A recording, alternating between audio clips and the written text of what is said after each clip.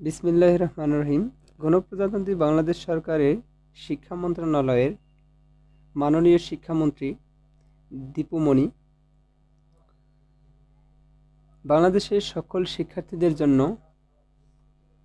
COVID-19 পরিস্থিতিতে 2020 শিক্ষাবর্ষে ষষ্ঠ থেকে নবম শ্রেণীর পুনর্বিন্যাসকৃত পাঠ্যসূচি প্রণয়ন করেন।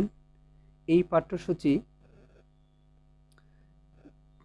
30 দিনের কর্মদিবসের একটি পাঠ্যসূচি। 30 দিনের পর থেকে অর্থাৎ ডিসেম্বরের 31 তারিখ পর্যন্ত শিক্ষকদেরকে সকল ধরনের পাঠ্যসূচি সম্পন্ন করার নির্দেশ দিয়েছেন। শিক্ষার্থীদের প্রতি কিছু নির্দেশনা আমি এখানে বলছি। শিক্ষার্থীদের শিক্ষণফল অর্জনই মূল উদ্দেশ্য। পরবর্তী শ্রেণীর পাঠ গ্রহণের ক্ষেত্রে এটি সুবিধা প্রদান করবে, তাই এটি অনুসরণ করা জরুরি।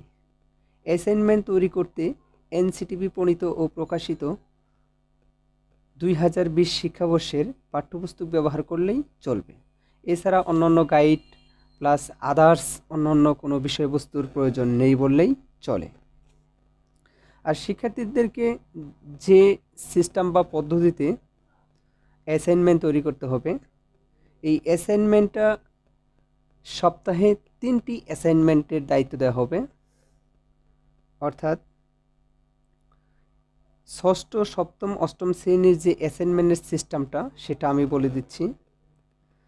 প্রতিটা সাবজেক্টের জন্য যে অ্যাসাইনমেন্টগুলো তৈরি করতে হবে সেগুলো হচ্ছে: বাংলা 2টি অ্যাসাইনমেন্ট তৈরি করতে হবে, ইংরেজি 3টি অ্যাসাইনমেন্ট তৈরি করতে হবে, গণিত 3টি, বিজ্ঞান 3টি, বাংলাদেশ ও বিশ্ব পরিচয় 2টি অ্যাসাইনমেন্ট তৈরি করতে হবে, তথ্য ও যোগাযোগ প্রযুক্তি 1টি, ইসলাম ও নৈতিক শিক্ষা 2টি, সর্বশেষে কৃষি শিক্ষা 2টি অ্যাসাইনমেন্ট তৈরি করতে হবে।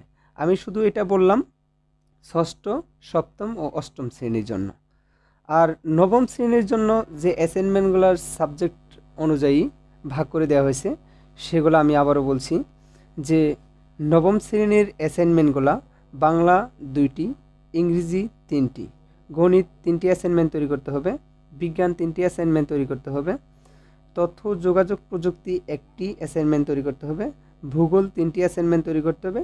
সবশেষে গ্রুপিং যে সাবজেক্টগুলো রয়েছে, যেমন ভূগোল হতে পারে, ইতিহাস, এগুলোর মধ্যে মানে গ্রুপিং সাবজেক্টগুলো সাধারণত 3টি করে অ্যাসাইনমেন্ট তৈরি করতে হবে।